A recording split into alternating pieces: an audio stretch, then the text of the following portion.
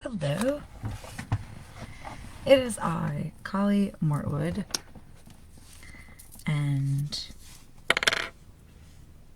we are live. Are we live? It looks like we're live. Let's go for it. Welcome to episode 18 of Tuesday Tales of Terror, and we are going to continue reading the works of Edgar Allan Poe, because that was the original mission of the Tuesday Tales. Okay. What are we in the mood for this evening? Let's see.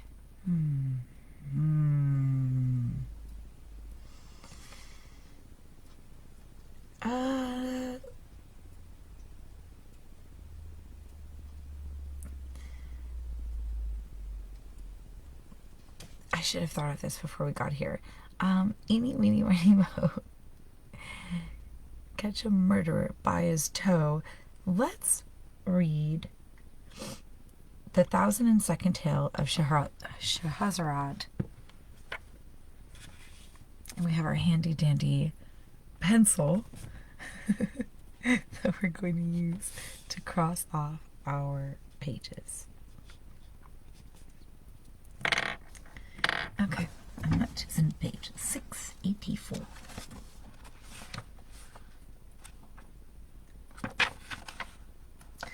Oh, and as I kind of mentioned, I'm going to be moving this to Zoom live meetings every Tuesday evening.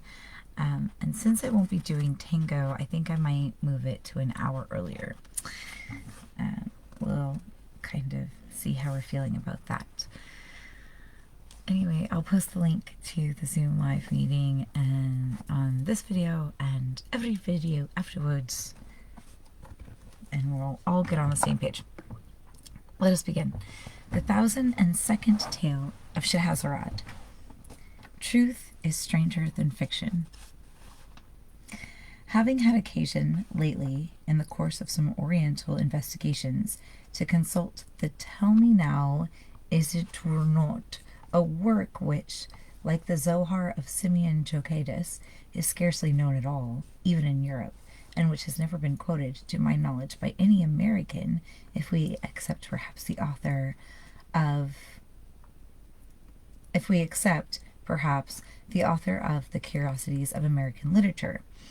Having had occasion, I say, to turn over some pages of the first mentioned very remarkable work, I was not a little astonished to discover that the literary world has hitherto been strangely in error respecting the fate of the vizier's daughter, Scheherazade, as that fate is depicted in the Arabian Nights, and that the denouement there given, if not altogether inaccurate as far as it goes, is at least to blame in not having gone very much farther.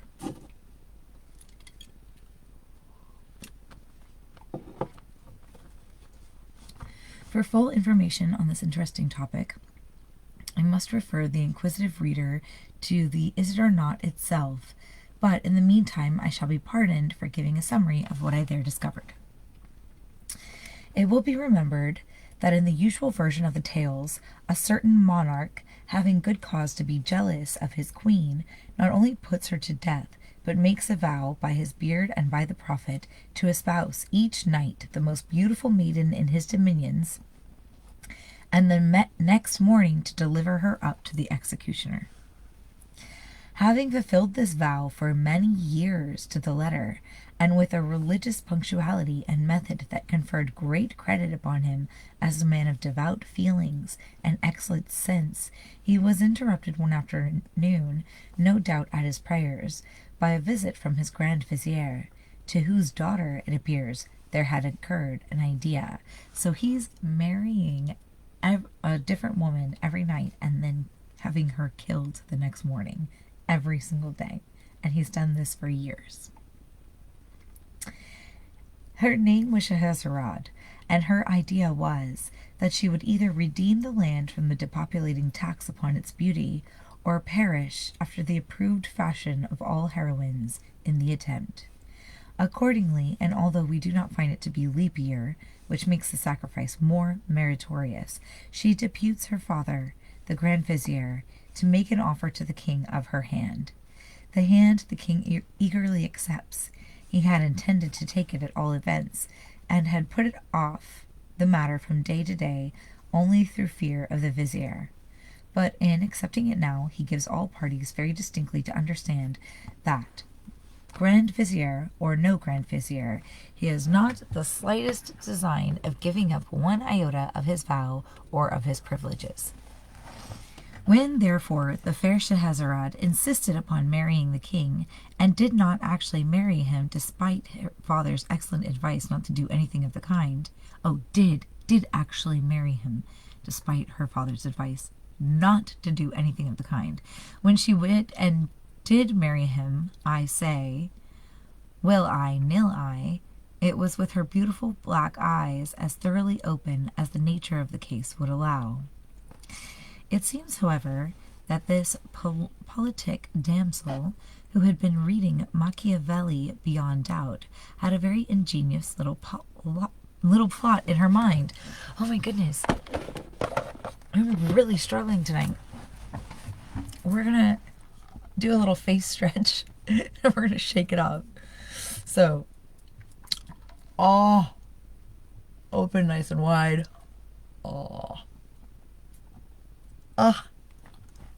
Shake our bodies. Shake your head. Drink some water.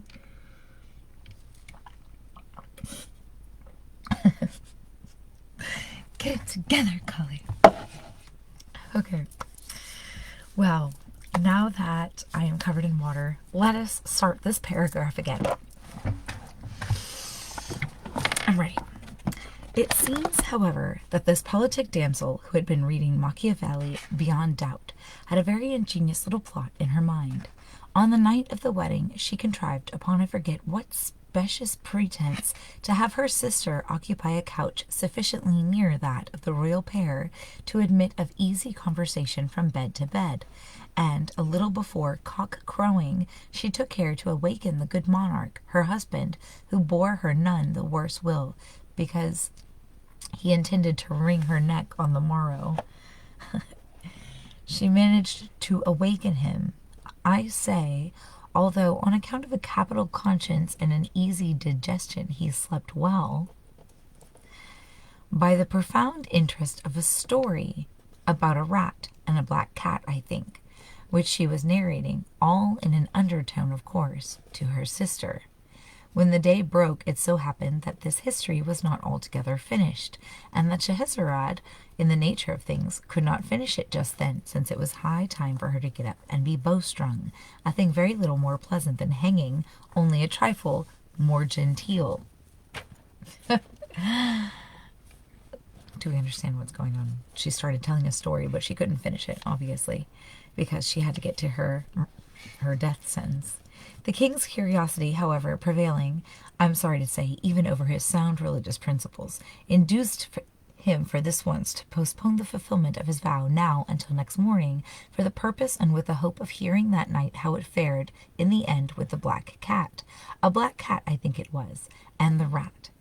The night having arrived, however, the Lady Scheherazade not only put the finishing stroke to the black cat and the rat was blue, but before she well knew what she was about, found herself deep in the intricacies of a narration, having reference, if I'm not altogether mistaken, to a pink horse with green wings. That went in a violent manner by clockwork, and was wound up with an indigo key.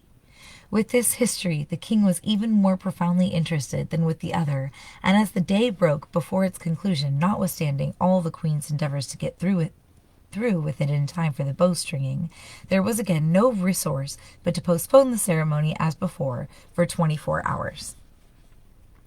The next night there happened a similar accident with a similar result, and then the next, and then again the next, so that in the end the good monarch, having been unavoidably deprived of all opportunity to keep his vow during a period of no less than 1,001 nights, either forgets it altogether by the expiration of this time, or gets himself absolved of it in the regular way, or, which is more probable, breaks it outright, as well as the head of his father confessor.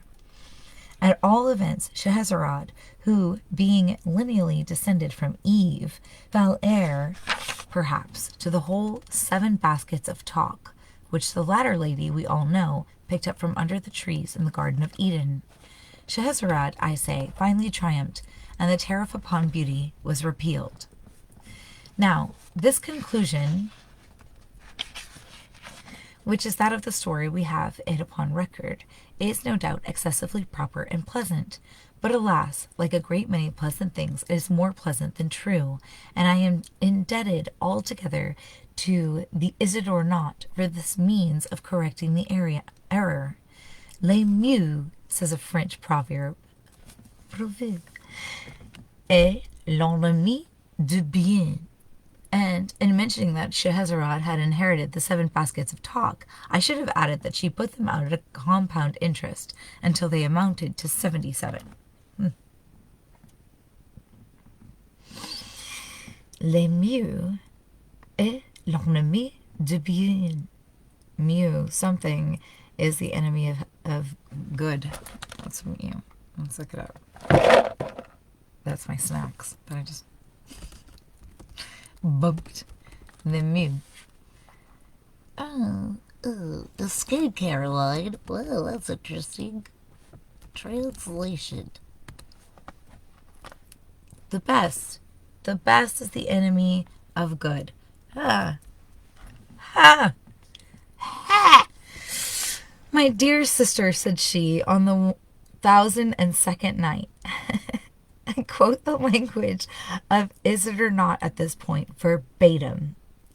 My dear sister, said she, now that all this little difficulty about the bowstring has blown over, and that this odious tax is so happily repealed, I feel that I have been guilty of great indiscretion in withholding from you and the king, who I am sorry to say snores, a thing no gentleman would do, the full conclusion of the history of Sinbad the sailor. This person went through numerous other and more interesting adventures than those which I related, but the truth is I felt sleepy on the particular night of their narration, and so was seduced into cutting them short, a grievous piece of misconduct, for which I only trust that Allah will forgive me. But even yet it is not too late to remedy my great neglect, and as soon as I have given the king a pinch or two in order to wake him up so far that he may stop making that horrible noise, I will forthwith entertain you, and him if he pleases, with the sequel of this very remarkable story. Hereupon the sister of Scheherazade, as I have it from the Is It or Not, expressed no very particular intensity of gratification, but the king, having been sufficiently pinched, at length ceased snoring, and finally said, "Hum!" and then, "Hoo!" When the queen, understanding these words, which are no doubt Arabic, to signify that he was all attention, and would do his best not to snore any more, the queen, I say, having arranged these matters to her satisfaction, re-entered thus at once into the history of Sinbad the sailor. At length, in my old age, these are the words of Sinbad himself, as retailed by Scheherazade. At length, in my old age, and after enjoying many years of tranquillity at home, I became once more possessed of a desire of visiting foreign countries, and one day, without acquainting any of my family with my design, I packed up some bundles of such merchandise as was most precious and least bulky, and, engaging a porter to carry them, went with him down to the seashore to await the arrival of any chance vessel that might convey me out of the kingdom into some region which I had not as yet explored. Having deposited the packages upon the sands, we sat down beneath some trees, and looked out into the ocean in hope of perceiving a ship, but during several hours we saw none whatever. At length I fancied that I could hear a singular buzzing or humming sound, and the porter, after listening a while, declared that he also could distinguish it. Presently it grew louder, and then still louder, so that we could have no doubt that the object which caused it was approaching us. At length, on the edge of the horizon, we discovered a black speck which ratchetly rapidly increased in size until we made it out to be a vast monster, swimming with a great part of its body above the surface of the sea. It came towards us with inconceivable swiftness, throwing up huge waves of foam around its breast and illuminating all that part of the sea through which it passed, with a long line of fire that extended far off into the distance. As the thing drew near, we saw it very distinctly. Its length was equal to that of 3 of the loftiest trees that grow, and it was as wide as the great hall of audience in your palace, O most sublime and munificent of the caliphs. Its body, which was unlike that of ordinary fishes, was as solid as a rock, and of a jetty blackness throughout all that portion of it which floated above the water, with the exception of a narrow, blood-red streak that completely begirdled it. The belly, which floated beneath the surface, and of which we could only get a glimpse now and then as the monster rose and fell with the billows, was entirely covered with metallic scales, of a color like that of the moon in misty weather. Wow. The back was flat and nearly white, and from it there extended upwards of 6 spines, about half the length of the whole body. The horrible creature had no mouth that we could perceive, but as if to make up for this deficiency, it was provided with at least 80 of eyes that protruded from their sockets like those of the green dragonfly, and were arranged all around the body in 2 rows, one above the other, and parallel to the blood-red streak, which seemed to answer the purpose of an eyebrow. 2 or 3 of these dreadful eyes were much larger than the others, and had the appearance of solid gold. Although this beast approached us, as I have before said, with the greatest rapidity, it must have been moved altogether by necromancy, for it had neither fins like a fish, nor web feet like a duck, nor wings like the seashell which is blown along in the manner of a vessel, nor yet did it writhe itself forward as do the eels. Its head and tail were shaped precisely alike, only not far from the latter were 2 small holes that served for nostrils, and through which the monster puffed out its thick breath with prodigious violence and with a shrieking, disagreeable noise. Oh, it sounds horrific! Our terror at beholding this hideous thing was very great, but it was even surpassed by our astonishment when, upon getting a nearer look, we perceived upon the creature's back a vast number of animals, about the size and shape of men, and altogether much resembling them, except that they wore no garments, as men do, being supplied by nature with an ugly, uncomfortable covering, a good deal like cloth, but fitting so tight to the skin as to render the poor wretches laughably awkward, and put them apparently to severe pain. On the very tips of their heads were certain square-looking boxes, which at first sight I thought might have been intended to answer as turbans, but I soon discovered that they were excessively heavy and solid, and I therefore concluded that they were contrivances designed by their great weight to keep the heads of the animals steady and safe upon their shoulders. Around the necks of the creatures were fastened black collars, badges of servitude, no doubt, and such as we keep on our dogs, only much wider and infinitely stiffer, so that it was quite impossible for these poor victims to move their heads in any direction without moving the body at the same time, and thus they were doomed to perpetual contemplation of their noses, a view puggish and snubby in a wonderful, if not positively in an awful degree. When the monster had nearly reached the shore where we stood, it suddenly pushed out one of its eyes to a great extent, and emitted from it a terrible flash of fire, accompanied by a dense cloud of smoke, and a noise that I can compare to nothing but thunder. As the smoke cleared away, we saw one of the odd animals standing near the head of the large beast with a trumpet in its hand, through which, putting it to his mouth, he presently addressed us in a loud, harsh, and disagreeable accents that, perhaps, we should have mistaken for language had they not come altogether through the nose. Being thus evidently spoken to, I was at a loss how to reply, as I could in no manner understand what was said, and in this difficulty I turned to the porter, who was near swooning through affright, and demanded of him his opinion as to what species of monster it was, what it wanted, and to what kind of creatures those were that so swarmed upon its back.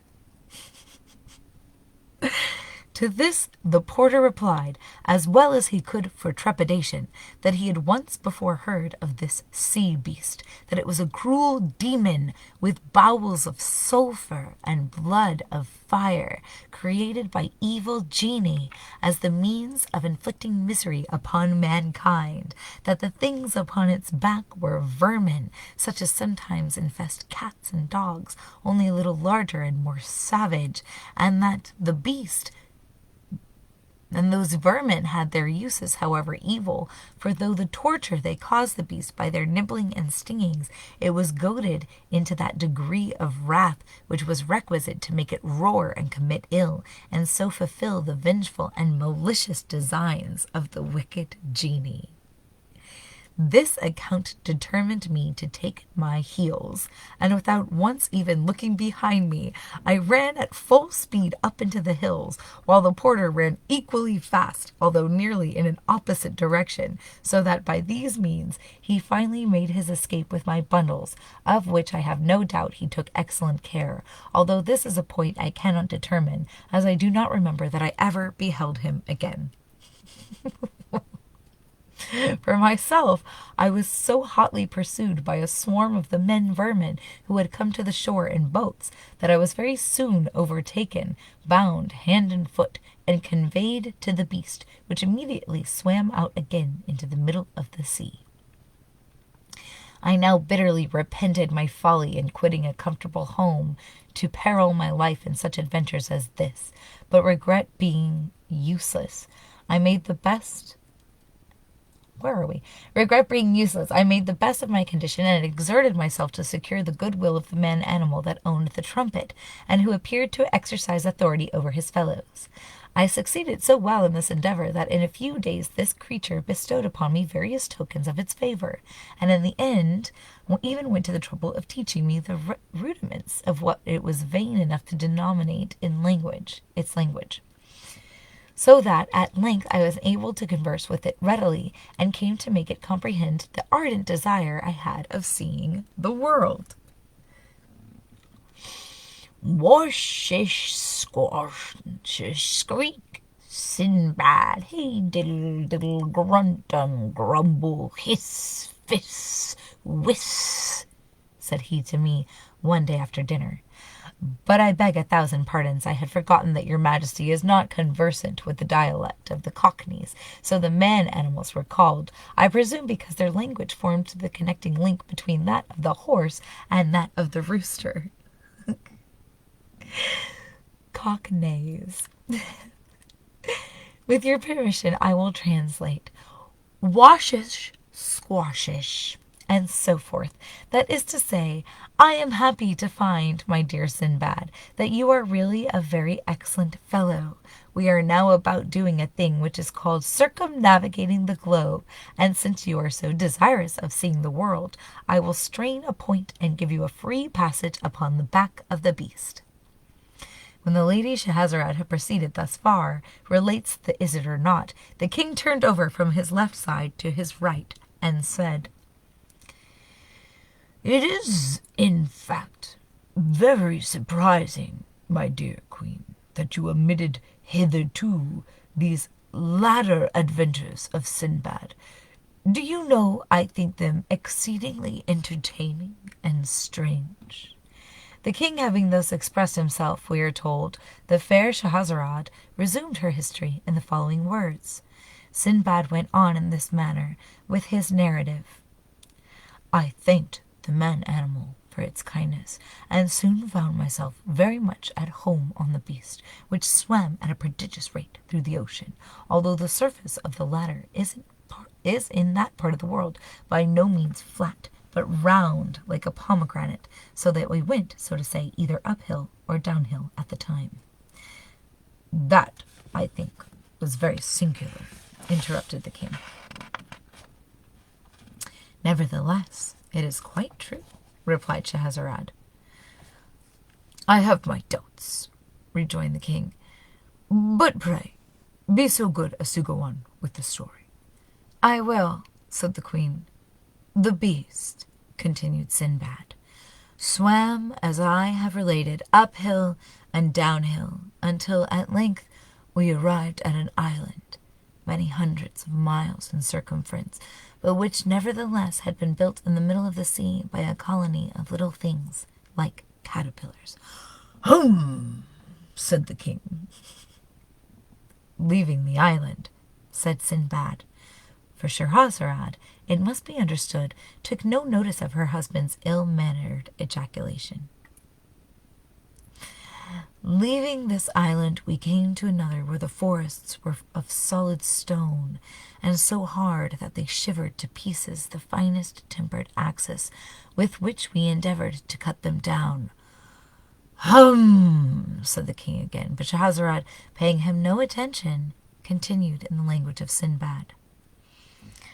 Passing beyond this last island, we reached a country where there was a cave that ran to the distance of 30 or 40 miles within the bowels of the earth, and that contained a great number of far more spacious and more magnificent palaces than there are to be found in all Damascus and Baghdad.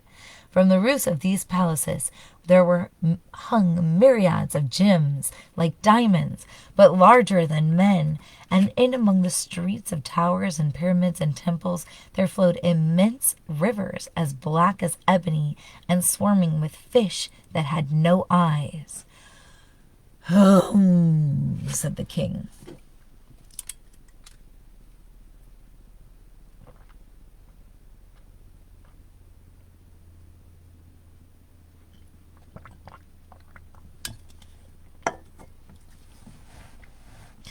We then swam into a region of the sea where we found a lofty mountain, down whose sides there streamed torrents of melted metal, some of which were 12 miles wide and 60 miles long, while from an abyss on the summit issued so vast a quantity of ashes that the sun was entirely blotted out from the heavens, and it became darker than the darkest midnight, so that when we were even at the distance of 150 miles from the mountain, it was impossible to see the whitest object, however close we held it to our eyes.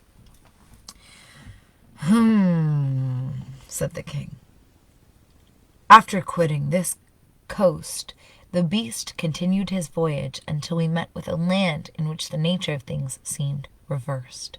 For we here saw a great lake, at the bottom of which, more than 100 feet beneath the surface of the water, there flourished in a full leaf a forest of tall and luxurious trees. Whoo! Said the king. Some 100 miles farther on brought us to a climate where the atmosphere was so dense as to sustain iron or steel, just as our own does feathers. Fiddle-dee-dee, said the king. Proceeding still in the same direction, we presently arrived at the most magnificent region in the whole world. Through it there meandered a glorious river for several thousands of miles. This river was of unspeakable depth, and of a transparency richer than that of amber. It was from 3 to 6 miles in width, and its banks, which arose on either side to 1,200 feet in perpendicular height, were crowned with ever-blossoming trees and perpetual sweet-scented flowers that made the whole territory one gorgeous garden. But the name of this luxuriant land was the kingdom of horror, and to enter it was inevitable death. Humph, said the king. We left this kingdom in great haste, and after some days came to another, where we were astonished to perceive myriads of monstrous animals, with horns resembling scythes upon their heads. These hideous beasts dig for themselves vast caverns in the soil of a funnel shape, and line the sides of them with rocks, so disposed one upon the other that they fall instantly when trodden upon by other animals, thus precipitating them into the monsters' dens, where their blood is immediately sucked, and their carcasses afterward hurled contemptuously out to an immense distance from the caverns of death. "Pooh!" said the king. Continuing our progress, we perceived a district abounding with vegetables that grew not upon any soil, but in the air. There were others that sprang from the substance of other vegetables, others that derived their sustenance from the bodies of living animals, and then again there were others that glowed all over with intense fire, others that moved from place to place at pleasure, and what is still more wonderful, we discovered flowers that lived and breathed and moved their limbs at will, and had moreover the detestable passion of mankind for enslaving other creatures and confining them in horrid and solitary prisons until the fulfillment of appointed tasks. "Pshaw!" said the king. Quitting this land, we soon arrived at another, in which the bees and the birds are mathematicians of such genius and erudition that they give daily instructions in the science of geometry to the wise men of the empire. The king of the place having offered a reward for the solution of two very difficult problems, they were solved upon the spot, the ones by the bees and the other by the birds, but the king keeping their solution a secret. It was only after the most profound researches and labor, and the writing of an infinity of big books during a long series of years, that the men mathematicians at length arrived at the identical solutions which had been given upon the spot by the bees and the birds. "Oh my!" said the king. We had scarcely lost sight of this empire when we found ourselves close upon another, from whose shores there flew over our heads a flock of fowls a mile in breadth and 240 miles long, so that although they flew a mile during every minute, it required no less than 4 hours for the whole flock to pass over us, in which there were several millions of fowls. "Oh, fie!" said the king. No sooner had we got rid of these birds, which occasioned us great annoyance, than we were terrified by the appearance of a fowl of another kind, and infinitely larger than even the rocks which I met in my former voyages, for it was bigger than the biggest of the domes on your seraglio. Oh, most munificent of caliphs! This terrible fowl had no head that we could perceive, but was fashioned entirely of belly, which was of a prodigious fatness and roundness, of a soft-looking substance, smooth, shining, and striped with various colors. In its talons the monster was bearing away to its eyrie in the heavens, a house from which it had knocked off the roof, and in the interior of which we distinctly saw human beings, who beyond doubt were in a state of frightful despair at the horrible fate which awaited them. We shouted with all our might in the hope of frightening the bird into letting go of its prey, but it merely gave a snort or puff as if of rage, and then let fall upon our heads a heavy sack which proved to be filled with sand. "Stuff!" said the king. "Oh no, my battery isn't plugged in and we are about to die." Oh good, there we are. Death is about to follow us. Let's look up this word really quick before we go any further and we lose it.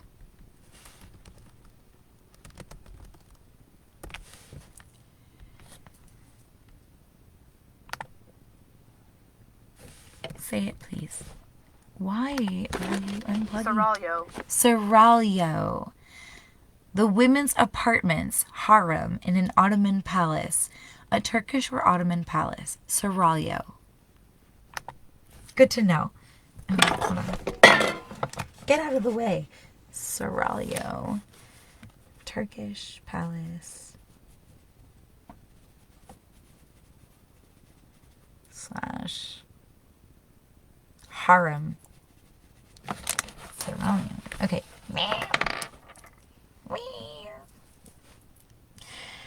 It was just after this adventure that we encountered a continent of immense extent and prodigious solidity, by which nevertheless was supported entirely upon the back of a sky blue cow that had no fewer than 400 horns. That now I believe, said the king, because I have read something of the kind before in a book. We passed immediately beneath this continent, swimming in between the legs of the cow, and after some hours found ourselves in a wonderful country indeed, which I was informed by the man-animal was his own native land, inhabited by things of his own species. This elevated the man-animal very much in my esteem, and in fact I now began to feel ashamed of the contemptuous familiarity with which I had treated him, for I found that the man-animals in general were a nation of the most powerful magicians, who lived with worms in their brains, which no doubt served to stimulate them by their painful writhings and wrigglings to the most miraculous efforts of imagination.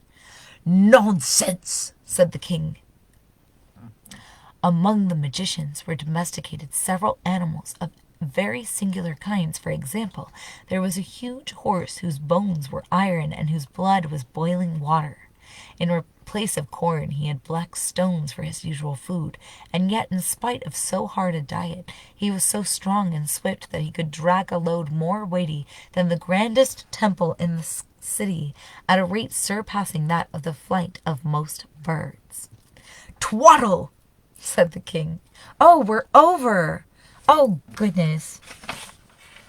How much longer do we have?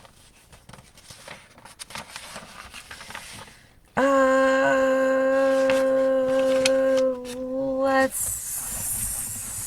keep going. I'm sorry. There's like 3 pages left. We might as well just finish. I saw also, I'll pick up the pace. This is bothering me. Should we just take them off? Okay, let's go. I saw also among these people a hen without feathers, but bigger than a camel. Instead of flesh and bone, she had iron and brick. Her blood, like that of a horse, to whom in fact she was nearly related, was boiling water. And like him, she ate nothing but wood or black stones. This hen brought forth very frequently 100 chickens in the day, and after birth they took up their residence for several weeks within the stomach of their mother. Follow, said the king. One of this nation of mighty conjurers created a man out of brass and wood and leather, and endowed him with such ingenuity that he would have beaten at chess all the race of mankind, with the exception of the great Caliph, Harun al-Rashid. Another of these magi constructed of like material a creature that put to shame even the genius of him who made it, for so great were its reasoning powers that in a second it performed calculations of so vast an extent that they would have required the united labor of 50,000 fleshy men for a year. But a still more wonderful conjurer fashioned for himself a mighty thing that was neither man nor beast, but which had brains of lead, intermixed with a black matter like pitch, and fingers that it employed with such incredible speed and dexterity that it would have had no trouble in writing out 20,000 copies of the Koran in an hour, and this with so exquisite a precision that in all the copies there should not be found one to vary from another by the breadth of finest hair. This thing was of prodigious strength, so that it erected or overthrew the mightiest empires at a breath, but its powers were exercised equally for evil and for good. Ridiculous, said the king. Among this nation of necromancers there was also one who had in his veins the blood of the salamanders, for he made no scruple of sitting down to smoke his chibuk in a red-hot oven until his dinner was thoroughly roasted upon its floor. Another had the faculty of converting the common metals into gold, alchemy, without even looking at them during the process. Yes, another had such a delicacy of touch that he made a wire so fine as to be invisible. Wow. Another had such quickness of perception that he counted all the separate motions of an elastic body, while it was springing backwards and forwards at the rate of 900 millions of times in a second. Absurd! Said the king. Another of these magicians, by means of a fluid that nobody ever yet saw, could make the corpses of his friends brandish their arms, kick out their legs, fight, or even get up and dance at his will. Another had cultivated his voice to so great an extent that he could have made himself heard from one end of the world to the other. Another had so long an arm that he could sit down in Damascus and indite a letter at Baghdad, or indeed at any distance whatsoever. Another commanded the lightning to come down to him out of the heavens, and it came at his call, and served him for a plaything when it came. Another took two loud sounds, and out of them made silence. Another constructed a deep darkness out of two brilliant lights. Another made ice in a red-hot furnace. Another directed the sun to paint his portrait, and the sun did. Another took this luminary with the moon and the planets, and having first weighed them with scrupulous accuracy, probed into their depths, and found out the solidity of the substance of which they were made. But the whole nation is indeed of so surprising a necromantic ability that not even their infants, nor their commonest cats and dogs, have any difficulty in seeing objects that do not exist at all, or that for 20 millions of years before the birth of the nation itself had been blotted out from the face of creation. Preposterous! Said the king. The wives and daughters of these incomparably great and wise magi, continued Scheherazade, without being in any manner disturbed by these frequent and most ungentlemanly interruptions on the part of her husband. The wives and daughters of these eminent conjurers are everything that is accomplished and refined, and would be everything that is interesting and beautiful, but for an unhappy fatality that besets them, and from which not even the miraculous powers of their husbands and fathers has hitherto been adequate to save. Some fatalities come in certain shapes, and some in others, but this of which I speak has come in the shape of crotchet. A what? Said the king. A crotchet, said Scheherazade. One of the evil genii who are perpetually upon the watch to inflict ill has put it into the heads of these accomplished ladies that the thing which we describe as personal beauty consists altogether in the protuberance of the region which lies not very far below the small of the back. This is the last page. Here we go. Perfection of loveliness, they say, is in the direct ratio of the extent of this hump. Having been long possessed of this idea, and bolsters being cheap in that country, the days have long gone by since it was possible to distinguish a woman from a dromedary. Stop, said the king. I can't stand that, and I won't. You have already given me a dreadful headache with your lies. The day, too, I perceive, is beginning to break. How long have we been married? My conscience is getting to be troublesome again. And then that dromedary touch. Do you take me for a fool? Upon the whole, you might as well get up and be throttled. These words, as I learn from the Is It or Not, both grieved and astonished Scheherazade. But as she knew the king to be a man of scrupulous integrity, and quite unlikely to forfeit his word, she submitted to her fate with good grace. She derived, however, great consolation during the tightening of the bowstring from the reflection that much of the history remained still untold, and that the petulance of her brute of a husband had reaped for him a most righteous reward in depriving him of many inconceivable adventures. That is the end. Thank you so much for being patient and allowing us to push through 15 minutes over. I apologize for not keeping track of time. I will have better track of it next week, as we will be on a Zoom meeting and it has a limited time. So wonderful. See you next week. I will post the link to that Zoom meeting, and we may even make it earlier. Next week it will be at 10 Pacific time. If I make it earlier, we'll talk about it. I'll let you know. All right. I love you all and stay spooky.